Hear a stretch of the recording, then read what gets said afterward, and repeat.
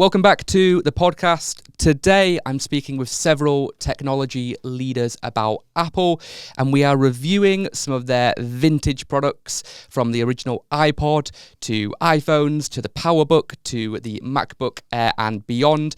So in this episode, we are discussing Steve Jobs, the smartphone revolution, and the history of personal computing. Welcome back to the Alfie Whattam podcast. The Alfie Whattam podcast. Cool. So first up, let's talk about the original iPod first generation. This was released in 2001. Before we actually show the product, let's show a quick clip of the unveiling back when Jobs was here and on stage. There he is in its vintage raw footage. That's all I could find, given how old these clips are. Audience is going crazy. It's pretty thick, but not really. I mean, compared to like the Zune or something. But yeah, I mean, at the time, people probably didn't realize just how impactful that sort of moment was going to be in terms of how that could transition the world of music and the world of technology. So that is essentially where it all happened and where the whole music revolution happened. Only 5 gigs of storage, but obviously the motto, 1,000 songs in your pocket. I'm sure everybody's heard that, and that's really what allowed the marketing and the sales hype to catch on. Tris, you have been on the podcast before, and we were talking about GPT, we're talking about AI, and usually on the show we talk about the future, but today we're talking about the past. So let's why don't you take us to the past, show us the first iPod, and give us a bit of a description, mate, about what it entails. Okay, so this is the first iPod. 5 gigabytes of storage, FireWire connector, and it was described as having a packet of cards in your pocket. Yeah. So, deck of cards. And yeah, this one still works. Wow. Battery and everything. Obviously got a backlight on it. That works. Do you have music on it? I do, yeah. If you want to give it a listen. Yeah, you can play it. And actually, I'll get copyright strikes. Don't do that. Yeah. I completely forgot about that. And there's no audio out without the headphone jack, right? There's no speaker, which is quite interesting. Crazy. Thinking about it now, Yeah. you could, if it was your phone, you'd just play it, but that wasn't an option. And no AirPods, obviously. We have to have the old wire. I mean, These are the old one, the proper original ones. Yeah, the headphones, they looked very weird. I remember the little metal bits used to fall off all the time when you almost like screwed on to some degree. One thing that obviously is iconic about this one is the wheel. So how does that work? Just bring people back to nostalgia memory lane. How did that work? So the very first iPod behaves like an old rotary phone. So it actually physically moves, whereas immediately afterwards, they're like, this is not a good idea to service these. So original one moves, and after that, they stop that quickly. I never had one of these, but I had the colourful slim one a couple of generations afterwards. Was that the Nano or something? Something like that, yeah. Okay, cool. So that's the original iPod. Chaps, what are your reactions, your thoughts when you see this? David, let's start with yourself, sir. I guess a little bit shocking, the fact that you have to have that cable. Yeah. I haven't seen one of these I can't remember the last time. I think back then, compared to what I used to run with my little CD Walkman, it used to skip, and I don't know. I think I've missed a bit of a generation with this one because I went to the one afterwards. But yeah, I remember when it first came out, I was thinking, wow, this is revolutionary.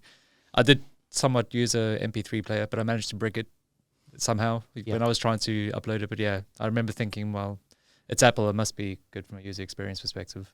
I always remember my dad telling me a story about a Walkman, how he was on a bike ride one day and he had the Walkman here with the cassette tape in it. So this would have even been before the CDs. And he went over a bump and it just opened and the cassette tape just goes flying out and he's just cycling off as it smashes into the ground. Obviously, you don't have the problem with this because it was like one of the first ever music devices which you just downloaded the songs back in iTunes, obviously, was what it was called back then. Haven't used that term for a while. I think they just call it Apple Music and Apple Podcasts now. I think when that very first iteration, there wasn't actually iTunes. They bought another company first. Oh, wow. So you had this weird pseudo software, and then like about a year or two later, iTunes came along. So. Interesting. Ian, what's your take when you see the original iPod, sir? Similarly to David, I had a CD man, which I used to go jogging with. It was a bit of a waste of time, really. You'd jog about 5 seconds after the cache was burnt, and then you couldn't hear anything without the skipping. So moving to... a solid state. Is this solid state? It's a hard drive. It's a micro disc. Yeah. So I had an iRiver, which I think was solid state. Similarly, I kind of missed it and then went to the Nano. This wasn't iTunes though. Getting music on this. It's iTunes from around 2002, 2003, but in 2001 they bought another company, and that's okay. Because it was quite painful with all of them compared to now, in the sense of getting music on the device. I mean, it seemed relatively easy by comparison, but you had to put your CD in, like get your CD content off, unless you bought it directly, but get the content off, put it on the device. Yeah. So if you set off on your jog and you're like, I haven't got the track I wanted, you have to go. Yeah, it was a remember real to thing. go back, put it on the device. But it's still, incredible as always, and I think we're going to repeat this several times in the show. It was the design. There were other devices at the time that had bigger hard drives, were maybe more flexible. I think the screen was maybe criticized at the time as well for not having a very big display, but it didn't stop it because it did everything very well. It has a backlight on the screen. Yeah, it does. I'm trying to show you. But I think the interesting thing about the original iPod as well is it's Firewire, or 400 megabits a second, whereas it would have been 11 megabits with USB 1. Okay. So to fill it up, you can fill it up very quickly. Yeah, it was quick. That's cool. Whereas the Creative Zen and iRiver were quite slow. I used to download from, do you remember LimeWire? Yeah. This is a not PG story, but I remember once we had family coming around for, I think it was at Christmas or something, and I'm the tech kid, so like, hey, let's get the new Fast and Furious movie for us. So I go into LimeWire, download Fast and Furious, plug in the HDMI cable, put it on the TV, and let's just say it was a 18+ movie called Fast and Furious instead. So that was part of the challenge that you had back then. It wasn't like you could go onto Spotify and guarantee the quality of the song or the film, and that was like one of the problems with this. But iTunes really transformed that, didn't they? Because they allowed it was like 99p a song or something back then. Yeah. Did you guys ever have the CD cassette towers with all the music on? Yeah, and then in the car you used to have the flip book that you'd have at least 100 CD case. Yeah, and then at some point they all just ended up on the floor in the car anyway. I don't know how. But those books were pretty useless to try to scroll through. So this was the transition. This was where it really happened. And alongside this, there was an iconic TV commercial, which I'm going to play on the screen right now. And everybody will remember this. And what I love about this commercial is it doesn't even show the product. It's just people dancing, the iconic headphones with the wire, the iPod, and then different backgrounds, which from a marketing perspective is brilliant because it's just different colors. It's really visual. It just pops and it just keeps you stimulated. I mean, since before TikTok, I mean, this was like the pioneers of the thing of keeping people hooked and engaged. And no words, no description, not showing 5 gig, not showing how many songs. It's just people dancing, having a great time, holding the product, which was really the genius of Apple's marketing and why it continues to be the leaders in that space. What are your thoughts on the ad that came with that, Tris? What's your take on that? I remember back with these headphones, they were actually a fashion statement at the time. They were. You easily get mugged as well. Having black ones was like the ugly version, wasn't it? Like the Sony headphones or something. Yeah. It's the having blue messages of the day. Do you remember you were going to get? Blue versus green. What's your take, David, on the advert itself? I wish I could have danced like that when I was younger, for sure. But yeah, I definitely think it sort of created more an expression of freedom. Yeah. And movement, which is quite new, especially again from my generation. I think it was, must have been about 14. Sure. At that time. Yeah. And before, again, it wasn't ever seen to be expressive like that was a good thing. We're quite subdued in the way how you could publicly be seen. So yeah, I think it was quite a bold move. That's a great point because it goes back to the old ad of the PC versus Mac, and the PC is like it's like dressed like Bill Gates, and then it has a Mac and there's a guy just hanging out and it's like I use a Mac, and that was like the expression, and that advert is like a good way of describing that in the music sense. What's your take, Ian, on that clip, on that advert, on that commercial? It reminded me of a couple of things. I'm not sure if I'm going to get it exactly right, but I think the box for this device was really unique at the time. I don't think they had anything. I'm trying to think if they had anything prior that was similar, but it didn't have anything about compatibility. A very reduced amount about compatibility compared to Zune, iRiver, or whatever it might have been, which told you which operating systems, transfer speed. The box was really about the music, was about the product, was about the experience, which you see again in the ad, and that's consistent and remains consistent today, as you know. And the other thing it reminded me of, and I don't know why, but was people using these devices for events, for parties. Because prior to that, you needed a proper DJ, you needed some kind of kit, but then this was like, well, I can get this, make a whole playlist for the night, connect it to the speakers, and we're done and we can go. Because I'm quite old. And I remember the point at a party where something would finish and it's like, oh, there's silence. People are scrambling around, putting the next CD on, choosing it from the flipbook. Yeah. And this was like just bosh and you're off. I remember having a speaker which it connect at the bottom. You just like set it on.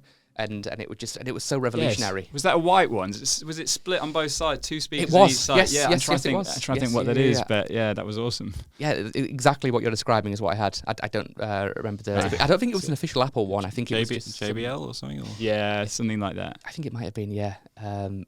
Wild. Okay, so we had the iPod that transformed music, and then we had like even a bigger innovation really with the iPhone, and that obviously has created by far the most successful product really in history. Hey, this podcast is brought to you by WeLoveAlpha.com.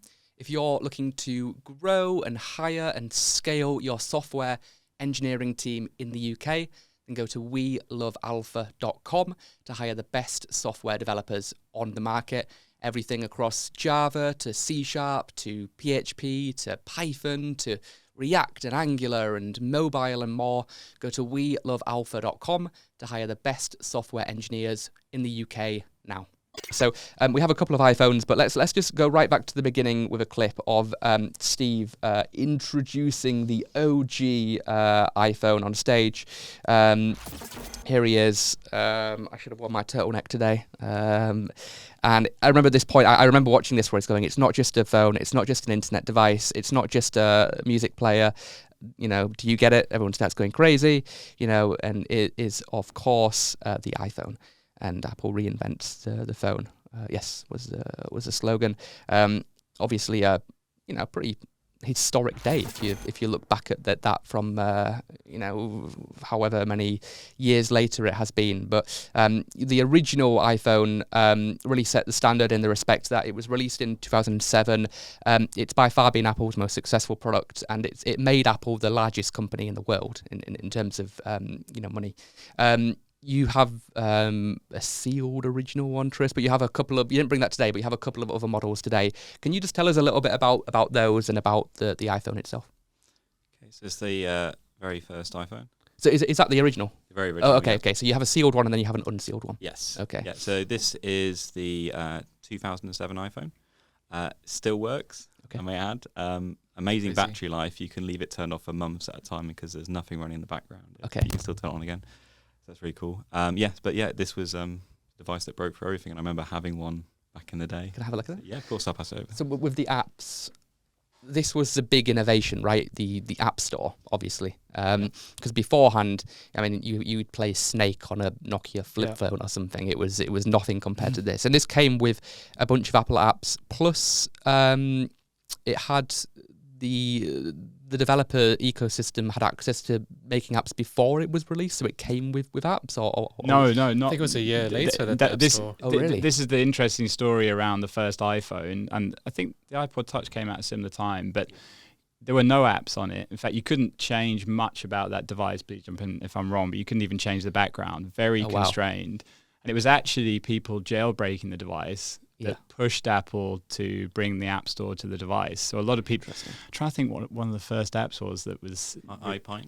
Yeah, there was a couple of very trivial apps, but people were like, this is great, I want apps. And Apple really didn't want, at that point, I think same reason today, they want to manage and control it, which is fair enough. Maybe it just wasn't in their timeline, but they felt that it was going to run away a little bit, and that's my understanding, they were pushed into releasing the App Store at that point. I loved iPint, and there was obviously the early games like Doodle Jump and Angry Birds. I mean, these are a little bit later, right? But you had the T-Pain Auto Tune. That was like one of the original apps that really took off. But what's your take, David, when you see the OG iPhone? What's your thoughts, your reactions? And be careful. How much is that worth? It's not in the box, so probably not a lot, but You'd be surprised. It's a couple of grand. $1,000, I think. Grand, okay. So it still looks really good. For the first one, I actually think from an aesthetic perspective, it looks amazing. I mean, they still got a couple of the features that you expect, like the silence button. They haven't really deviated too much. I mean, they've removed the button now at the bottom, but that was there for so many years, and it took me a bit of time to get used to not having that, because just from a user experience. I remember when it first came out, I was skeptical because it just was very limited in what you can do. And at the time, I was working for a telephony company, which so mainly bulk MMS, SMS. And no one really predicted the amount of data that these things would consume and how they would actually replace traditional messaging within the telephony. So I don't know, I think from that perspective, it brings back memories on how do we actually pivot a company really quickly within a year or 2 years to be able to take on a device like this. The silence button is interesting because they haven't really changed that, but leaks suggest that they will with the next iPhone, in that it will be, rather than like a little switch, it will be a button which you can use as an action button.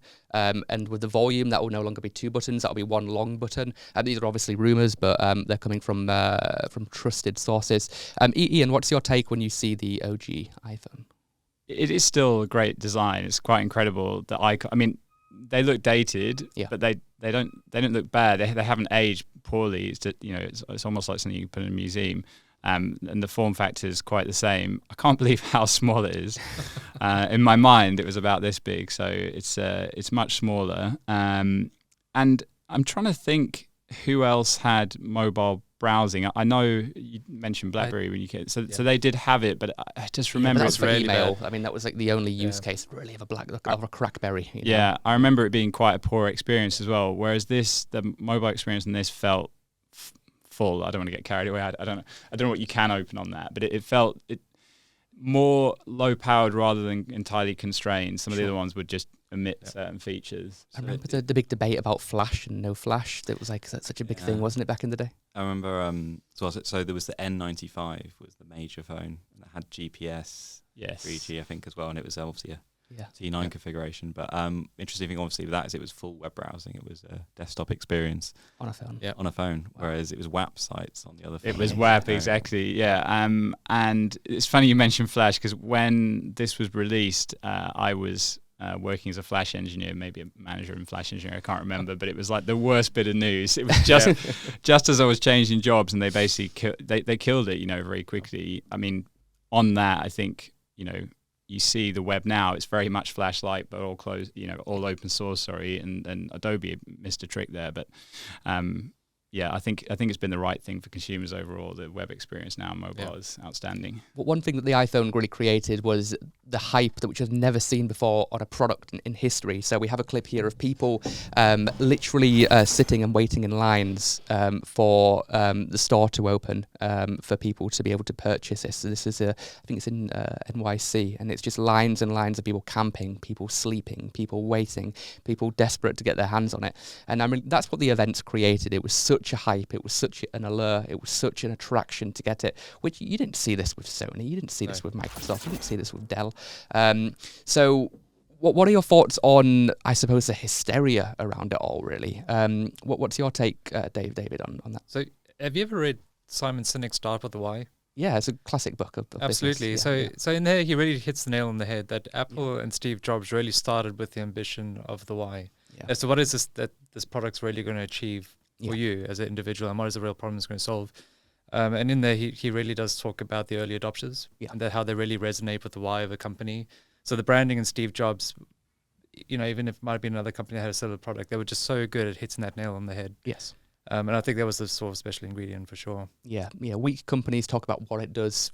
Good companies talk about how they do it, but great companies talk about why they do it. And Apple is, we believe that the people who are crazy enough to think they can change the world are the ones that do. If you hear something like that, you're like 1,000 songs in your pocket. You're like, sign me up, I'm interested. Whereas if you have somebody from Sony going on stage saying, here's the specs, here's what it, here's the technical functions, here's what it can do.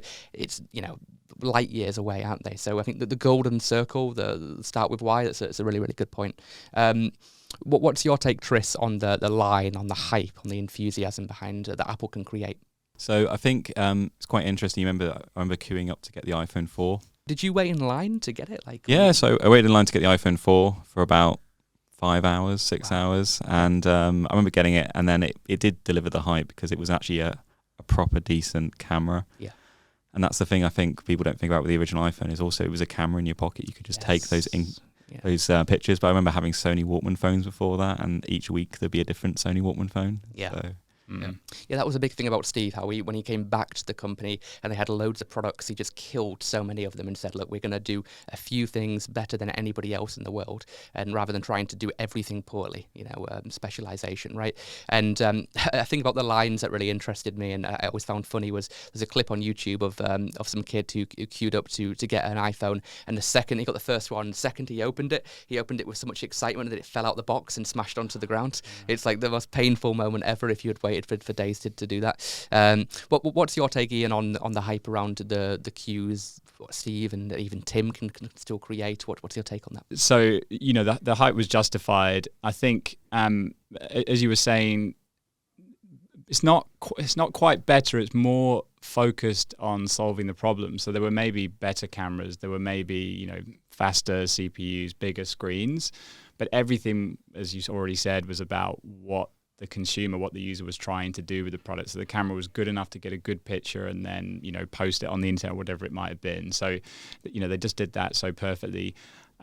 You reminded me as well about the attention to detail. So you probably know this story already, but it's quite an interesting piece about Steve Jobs calling someone from the Google design team because the color on the Google Maps icon wasn't quite right. This is like 3 days before the announcement. Okay. It's like the yellow on the O wasn't as it should have been. Not sure if that was not quite on brand or not actually accurate for the Google logo, but either way, he called him. The head of design was like, is this really Steve Jobs? It's kind of very, very odd call. He's like, yeah, can you get me a new icon ready for the launch? And it was just...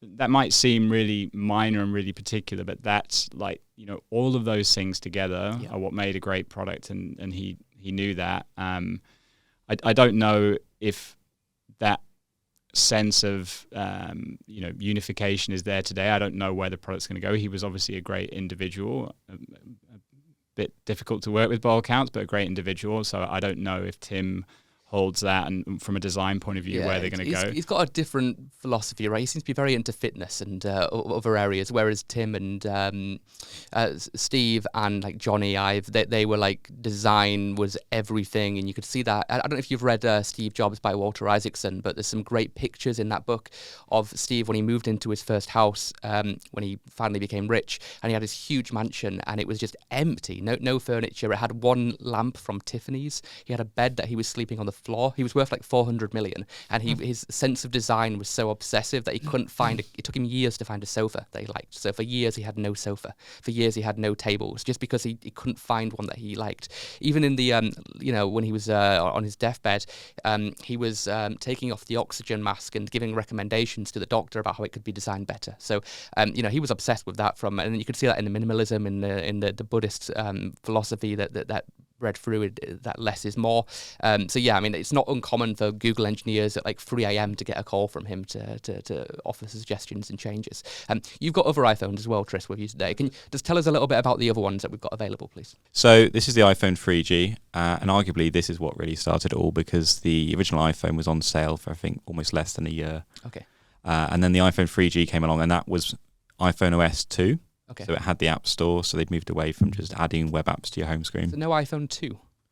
No, okay, yeah, because they skipped the 9 as well to go straight to the 10 for the anniversary. So they've got a liberal sense with numbers, really, don't they? It was particularly targeted at the change to 3G. I think the first one was 2.5G Edge. So this would be Edge, and then it'd be referred to as 2G, and then the 3G they really marketed it as a 3G phone because 3G was obviously new then. Okay. And it also included GPS, so for the first time you could find your way around on the maps. So you had Google Maps on it? You had Google Maps, yeah. The first one had Google Maps, but it was based on cellular positioning, or because I'm sure they had it. Or LBS. Wi-Fi triangulation services, right? Yeah. But and it seemed to work pretty well, so I don't know. Anyway, they've always been quite good on that. So what I remember is I had the original iPhone, and then the first week of university when I started, this had just come out and I got it. Okay.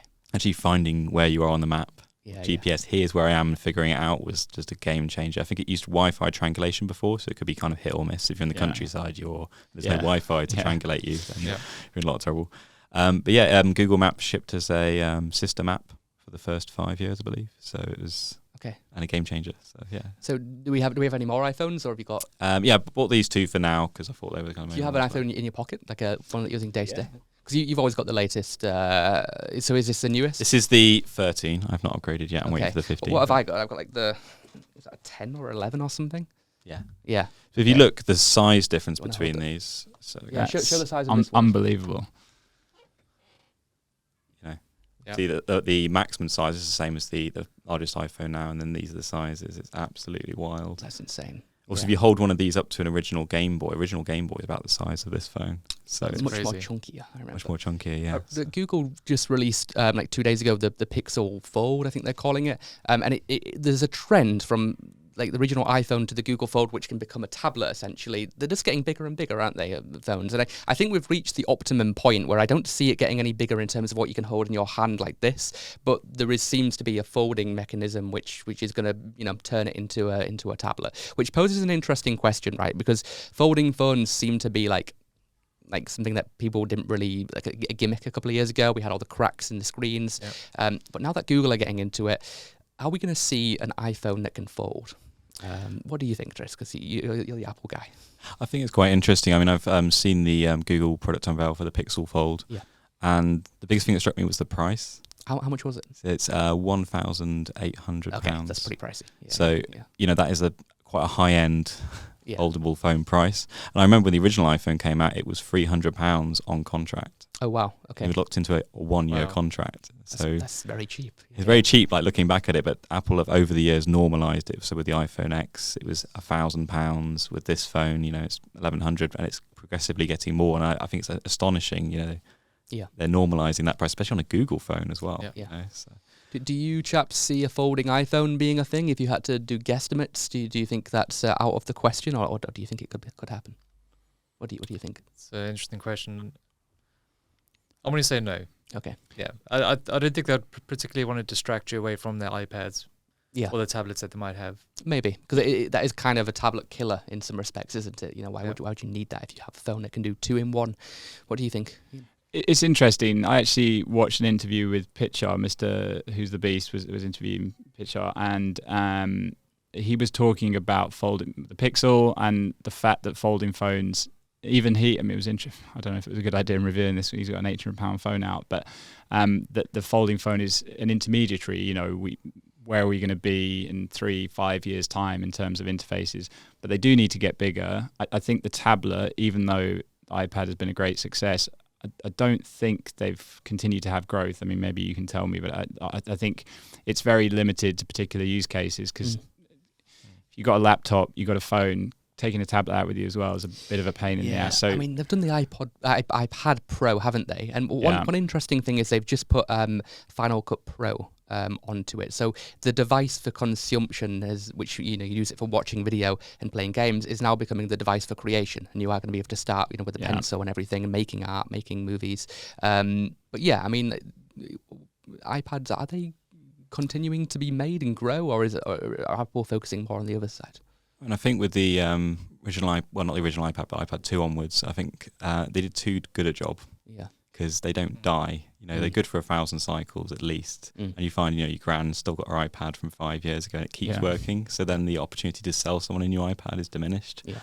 I haven't really seen the software evolve. I think the software is the main problem with the iPad. It hasn't, in my opinion, hasn't really changed since the original iPad, and it's kind of a bigger iPhone still. It's not kind of grown into its own product. And from Google tablet perspective, they've just kind of followed suit. Yeah. So it's interesting.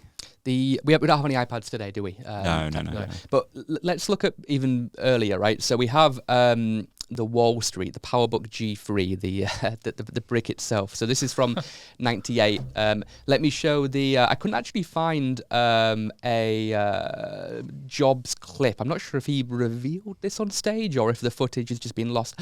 Oh, actually, that was the G4. We do have a clip actually of this one. So this is Jobs, not in the black turtleneck. He's gone for more business look in this clip. But there he is talking about the new PowerBook G3. The word new, and seeing that is with grainy footage is interesting. And that was him revealing it on stage at the conference. Tris, can you tell us a little bit about the G3, please?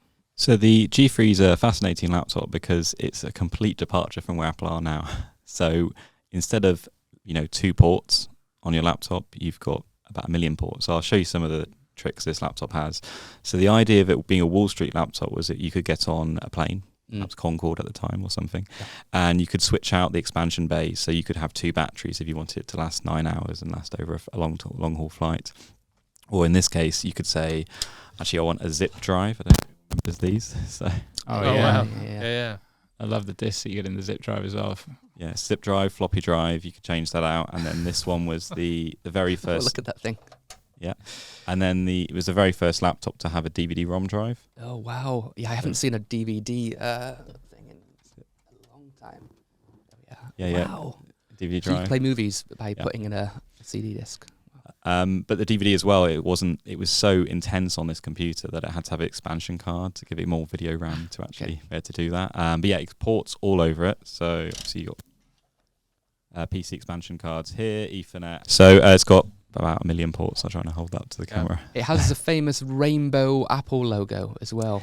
Yeah. Which we don't see anymore, do we? No, you don't see the rainbow. I think they should bring it back. It's quite cool. But what's also interesting is the Apple logo is the wrong way up because it wasn't trying to be a status symbol at the time. It was just a laptop. Sure. So laptop upside down, rainbow Apple logo.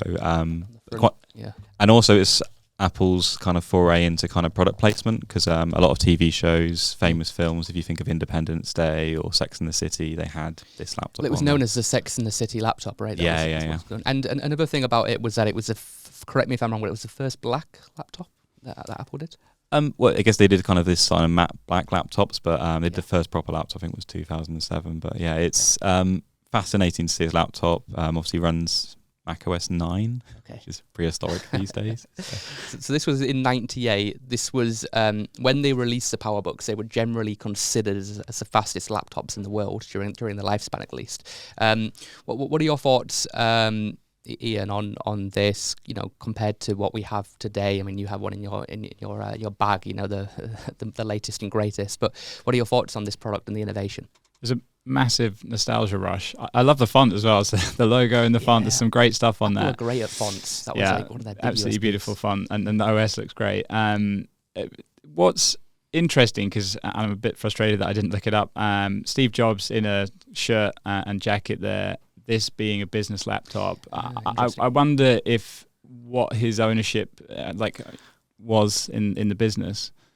That's a really good point. So this obviously was one of the final evolutions of this style of laptop, but it started off in 97 when he would have just come back to Apple. Exactly. So this was not a colourful laptop. It was very much business. And this doesn't feel like Steve, I can imagine, he's just come back. I don't know what the position is, but he's maybe not in a position of power. The laptop was already, on the roadmaps that needed to be built. And it's like, this is probably not what he wants to do. But it's what he has to do. Like Steve Jobs, does it? When you look at it, no, and that kind of fits with the shirt and the jacket. So,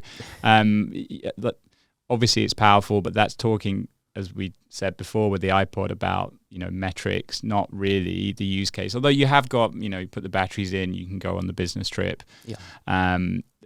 Pricing wise, this was a very expensive laptop as well. Yeah, this would be more than £4,000 or £5,000. So it's not a consumer device. I mean, we'll get onto that with the other ones, but they, started to find more of a middle ground where they're providing good devices that most people, or certainly most professionals, could afford. Yeah. What's your take, David, on the G3? Initially, I mean, we just bought Lenovo ThinkPads Okay. for our company, and they don't look too dissimilar to what this looks like now. So even though it was aimed at business, I think from a design perspective, they were definitely onto something. I think in the design-wise, it's weird for me because I never saw one of these. I think I was 12 when these came out, so I was definitely not thinking in a business mindset. I've always associated Apple MacBooks or any type of device to always have the trackpad. Because to me, that was always like the defining feature, even on user experience. So for me, it's quite weird to see one of these without it. And yeah, I think you're right. From Steve Jobs' perspective, obviously trying to sell to an audience. One of the things I did read up is that this was a partnership as well with IBM on the chipset, right? So it doesn't sound like they had all that much autonomy or choice to try and get this thing out to market in terms of actually trying to get to the demands of what the demands of these types of laptops would have been used for. It looks like an IBM computer, right? It does. I mean, it's an IBM chip, and it's obviously got PowerPC branding at the top there, and it's bygone era. I think this was Steve Jobs coming in and going, "What are you doing?" Yeah. Let's just get this out, and then I can get on with what I want to do. Hello, super quick video just to say I would love to give you a free copy of my new report, How to Hire Top Software Engineers. So my team has surveyed almost 5,000 software engineers across the United Kingdom, and their responses reveal simple steps which you can take to hire the best software developers on the market. This report is essential reading for all technology leaders across the UK. Just scan the QR code on the screen to download your free copy now, or go to welovealpha.com/hiring insights to download your free PDF. This is an ad for the G3, and it was showing how, maybe Tris, you can probably provide more context on the meaning, but I believe it was like showing like it was thinner, or it was like steamrolling the competition, or... So that's a ThinkPad in the video, and it's just going over all the PC laptops showing how they're obsolete. So he's crushing the competition, literally. And then, but showing on a screen, like you can watch that, like on the G3, the new PowerBook. Yeah. So what are your, and then Think Different, the Apple logo, obviously the Apple motto coming up, which goes back to what we were talking about with the iPod or the iPhone, in that it doesn't necessarily need to be better, it needs to be different, and that's how they market it, and that's how they get the hype going.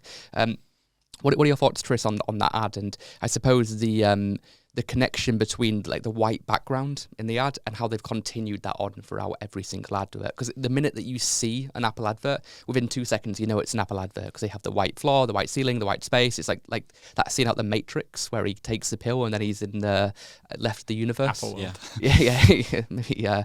maybe Neo is Jobs or something. Or But what are your thoughts on the advert? I think it's fascinating because if you look at it, the original laptop, Steve Jobs, when he came back, he wanted to rebrand. That was his first priority, and the Think Different campaign came out in 1997.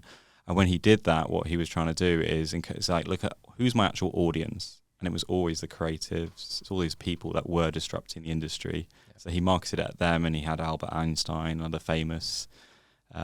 Jim Henderson, other famous people in posters, and that was their marketing campaign to kind of reboot things. Originally, they did the Think Different, here's to the crazy ones clip with Steve Jobs' voice rather than somebody else's voice, but they ended up using somebody else's voice, the voiceover, just because Steve didn't want it to be like the ego show, like he's come back and here's what we're doing. But that's like the most iconic advert ever, like here's to the crazy ones and the Misfits, the Rebels. I won't quote the whole thing, I'll sound like an absolute nerd, but what's your take, Ian, on the clip to the advert, the commercial, and that sort of thing?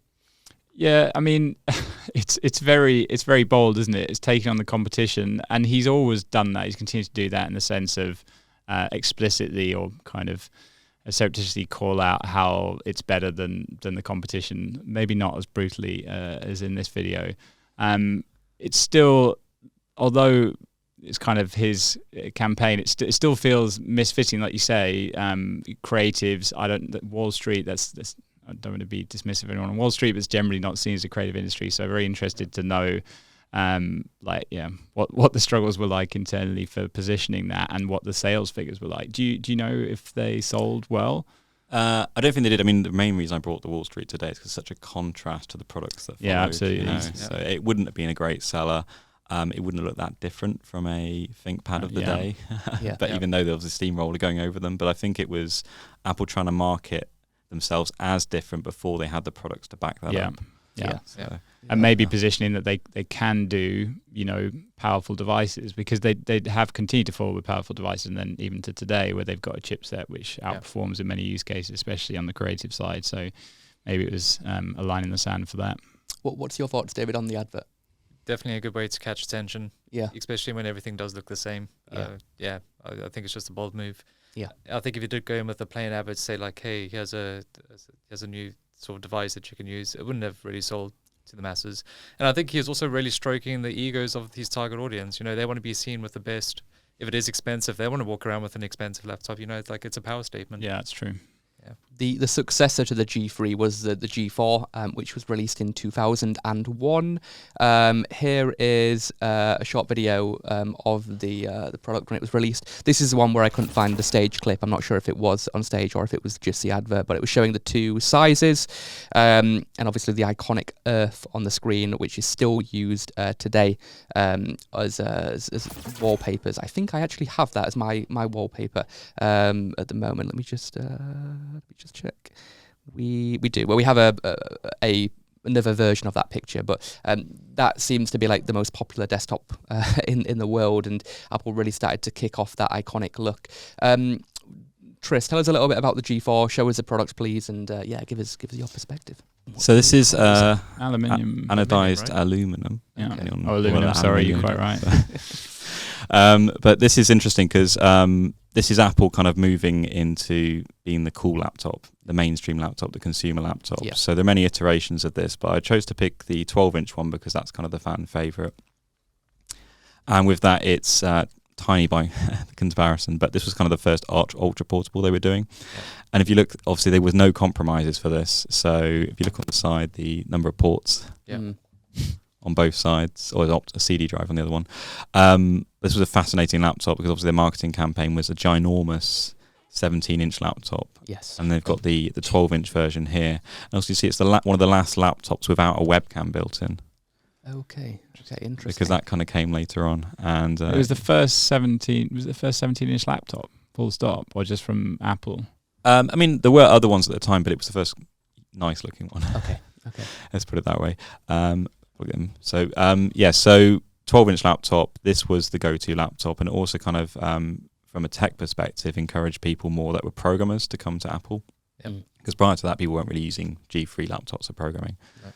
So, well, when I think of Apple, I mean that's what I think of, the white, MacBook style laptop with the white logo, and I don't think of this thing. I think of the G4. I think of the MacBook Air, the MacBook Pro. Well, what's your take, David, when you see the product? What's your point of view? It was definitely a step into Steve Jobs. Yeah, it's got Steve Jobs written all over it, hasn't it? Absolutely, the simplicity. I think it was also a sort of bold move to start steering people to not worrying about how things work under the hood. The things from a user experience perspective should just be really simple. I don't know if this is something that was new, because I remember my first laptop didn't have it. Just the ability to put in a CD and automatically gets sort of sucked in. I still had CD drawers. Slot loading, yeah. Yeah. So I never had that before. I wasn't sure if it was on this model or not. Looking at it, the flat screen as well, the thinness of it compared to its predecessor, it's also distinguishable.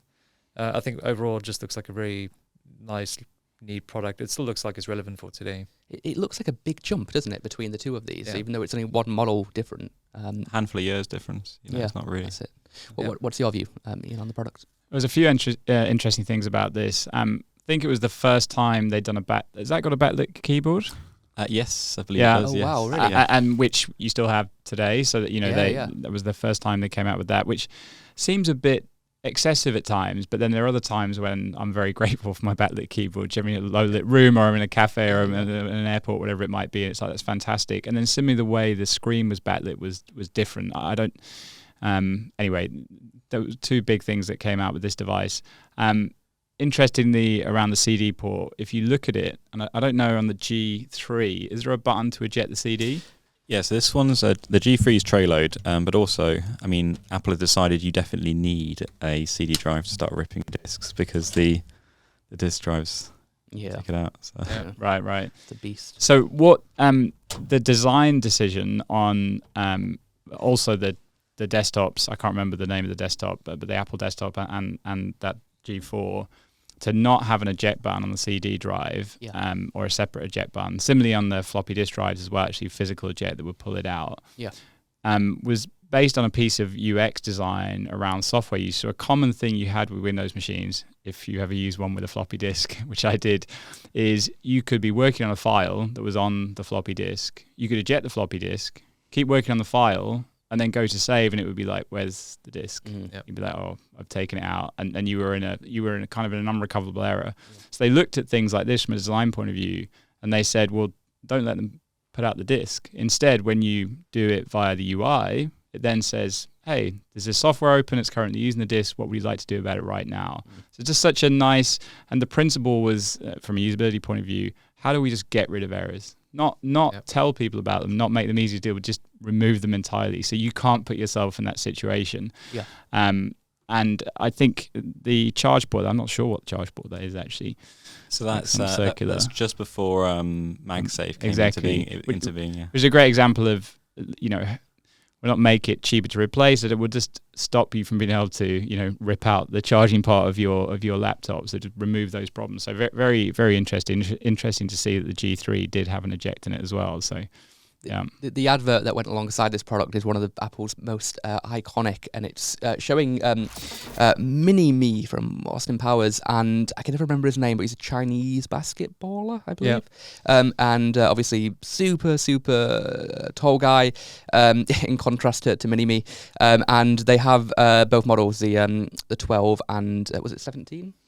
12, 15 and 17. Okay, this would have been 12 and 17, I believe, and it's showing them both on a plane, like you said, you can use it on a plane and just put it on your lap. And there's a size for everybody, I suppose, of the laptop, and quite fun, like a bit of a different Apple advert. It's not their typical white room environment, but still being different, and like. Microsoft weren't going to make an advert like that, were they? No. That's like pushing the status quo. But yeah, what's your thoughts, David, when you see that clip? Definitely targeting an extreme audience. Yeah, for sure. I think that's my first takeaway. Yeah, but I actually remember watching that advert many years ago. I didn't understand it because I didn't know what this was at the time. Yeah. But I do remember thinking, wow, it's a cool advert, and that against these two contrast completely, and actually it was something that unified them. Yeah. Well, it really shows the size difference. I mean, literally in that respect. Ian, what's your take on the clip? It's interesting you saying that, I didn't understand them. As a software engineer, to me, the ad was like, what's the spec? So I want to know how fast it goes, which was not the point and not important. Yeah. So in the way that it counted, it really told the message, which is you can get a really nice big screen, or you can get a smaller screen on this device and just pick the one which works for you.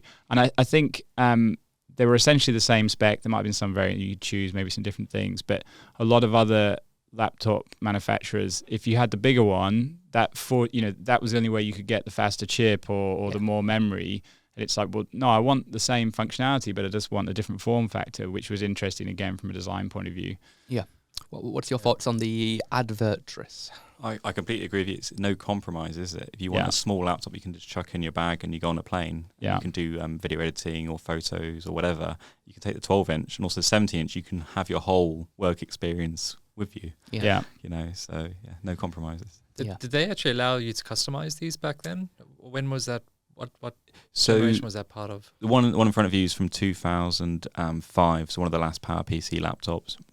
But yes, this would have been a max spec, so 1.5 gigahertz, which was a lot of the time. And then the 17-inch would be up to 1.67, so not much difference. But again, this one has a DVD rewriter in it. That was an option. Choose more RAM, more hard disk. But from friends that have worked at Apple, they said this is the worst laptop to service because everything's miniaturized in there. So. Oh wow! Well, one of the things about Apple was that you had to buy special tools if you wanted to open them, right? I mean, it wasn't like a Microsoft where you could get a screwdriver and open up a Dell laptop or something, which really just speaks to their ethos, their closed wall garden, and it goes back to a point that you were making a second ago, David, that most people will accept that if they can package it in a way that it's like perfect to use and it's like great for the end user, rather than most people don't want to mess around like we would and tinker and change and change it. So it really speaks to the philosophy of Apple in many respects.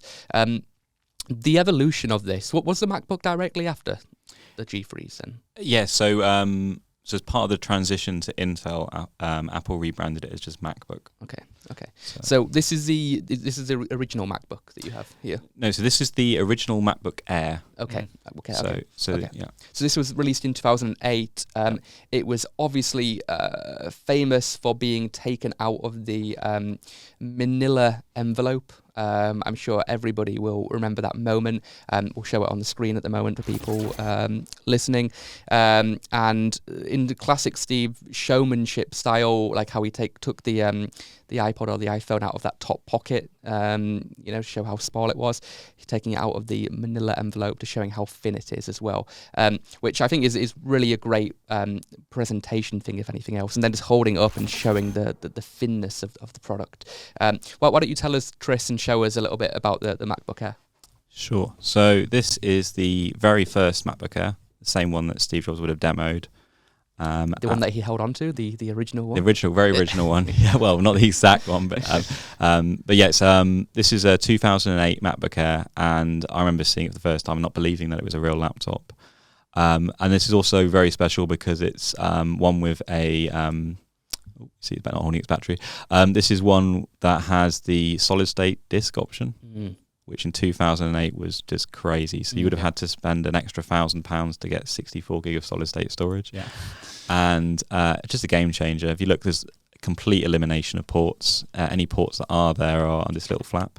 Wow. Yeah. On the side, you've got MagSafe. And going back to these original laptops we've looked at, a major key feature was wireless. Yeah. Was the hoop? Was this the one where he put the hoop through it to show that the Wi-Fi was working? So the hoop was the iBook G hoop. I didn't bring one of those with me today, but that was the first time you could choose an option of wireless. Okay. And then over the iterations, they decided we definitely want wireless. And then this laptop was like, well, we don't want disk drives. We want you to share your drive over the network and everything else. It's complete elimination of everything. And if you look at it now, you can't really tell that this is a 14, 15-year-old laptop. No. It's they've made it hard to get thinner, haven't they? If anything, they've got thicker. I mean, this is released like last year or the year before, and this is probably thicker, or if not the same as that. Yeah, probably. Yeah. I mean, it's more powerful, but it's they've kind of come to a realization that they don't need to make it thinner anymore. I mean, if it can fit in a manila envelope, then surely just make it a little bit bigger and more powerful. Can we hold it up in comparison to the yeah, of course. G4? Just because this is like the best visual way of describing the thing. Maybe stick it on top, maybe. Yeah, and then put them back and then hold them up together, maybe.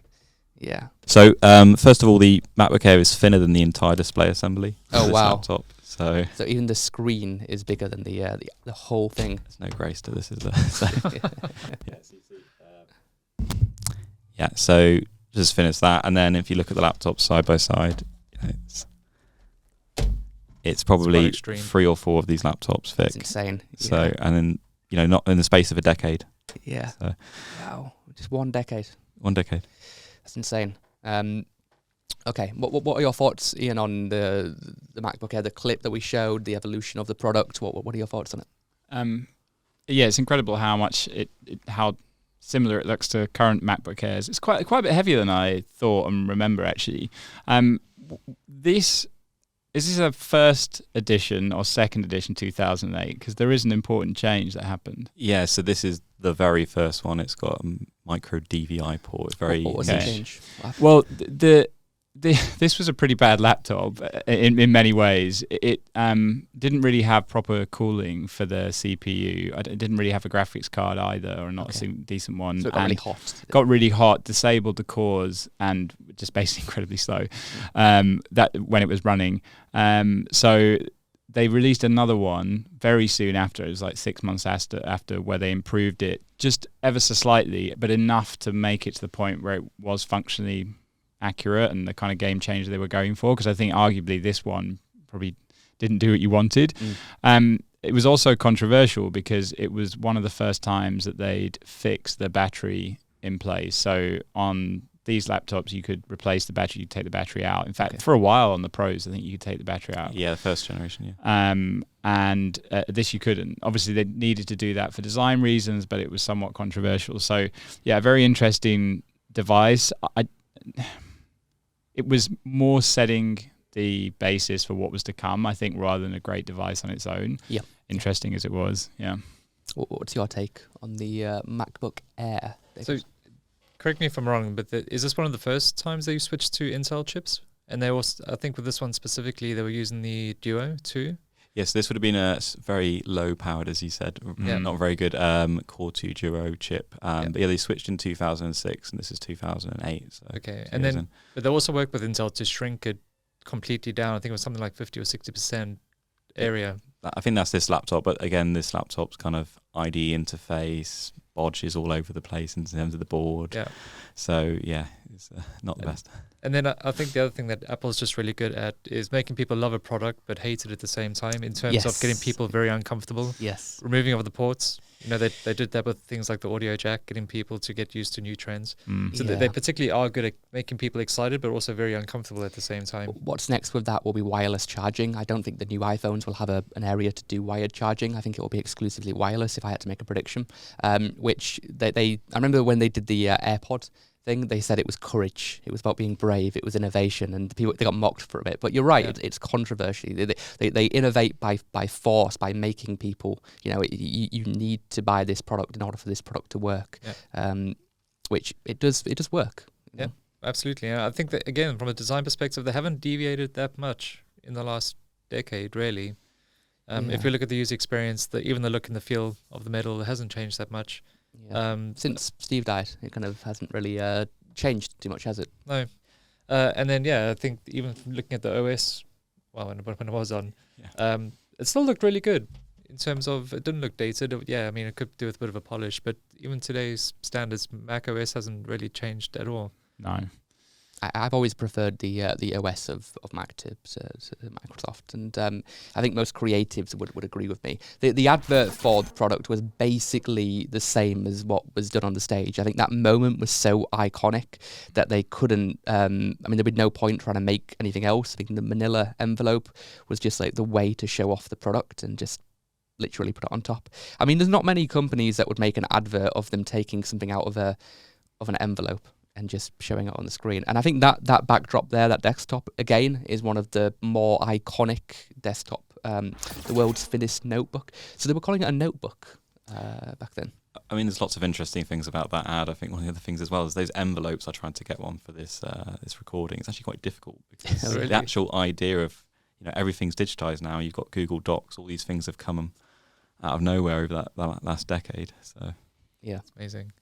What are your thoughts, David, on the advert, on Apple's style of marketing? I mean, there seems to be a theme throughout the clips that we've showed in the simplicity of them. But what do you think when you see that clip? Yeah, again, just trying to get people's attention. Yeah. It's not something you would normally want to do, but your notebook is something in an envelope. Like that's not even something you would even think of. Again, just grabbing attention. I think it makes it really relatable for people.